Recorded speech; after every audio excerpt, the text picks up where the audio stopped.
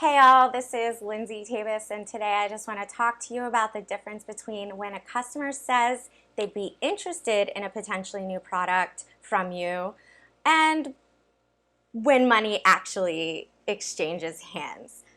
So a lot of the times in the startup journey, it looks something like I experience a problem, I come up with a solution that works for me. I love that solution because I love my ideas. I'm high on my own ideas. I run forward and I end up with a product that I've spent money and time investing and building, and I don't have customers. It's a really common place for most entrepreneurs to find themselves in. So what happens if you have a product and then you start shopping it around to the customers you thought that would buy it? And they start telling you, oh, I'd be interested if it had X, Y, and Z features. Then you start talking to other customers who are like, oh, I'd be interested if it had A, B, and C features. You obviously can't run forward based on one person's opinion. Maybe you've heard me say it in other videos, but if one person says it, it's just an opinion. If two people say it, it's a coincidence. And if three people say it, then maybe it's a theme and we can move forward.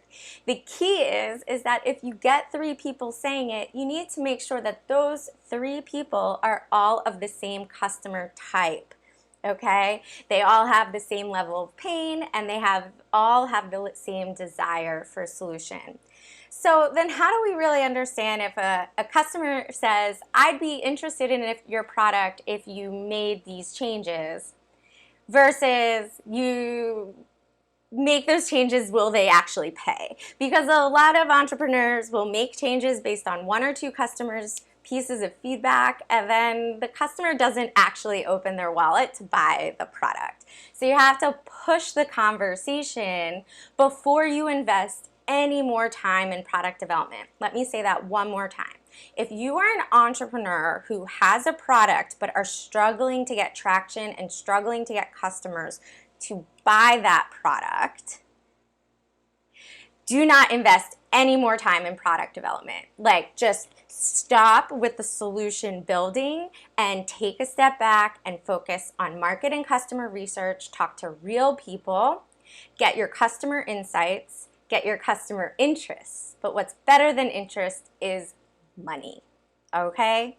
So if you have an actual product and someone asks for these custom features, you can say back to them, well, if I had those features for you tomorrow, how much would that be worth to you?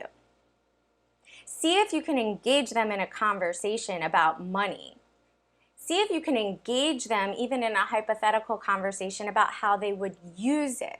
See, a lot of the times when customers say that's interesting or that's a good idea, but they don't open their wallet, they're just fluffing your feathers. Unfortunately, they just don't want to be rude and tell you they will not pay for your product. So we have to push the pricing conversation as soon as possible, especially if you are not making money off your product and you urgently need to make money. So when someone asks you or tells you, build XYZ feature, then I'll consider buying your product. Tell them, I will build XYZ feature. How much will you pay me to build it? Would you like to build it in a partnership? Would you like to give me some money to fund the building of these features? Or if I deliver these features to you tomorrow, how much would that be worth to you? Get them to start putting dollar amounts on the value of your product as soon as possible. And if they cannot, then don't consider what they're interested in as positive feedback. Don't consider the features they're asking for as in reason for you to invest any of your money running forward until you have real validation, okay? Validation is the name of the game. All right, so that's my just tip for the day around if a customer says they're interested versus a customer that actually opens their wallet. We want the latter. See you soon, guys.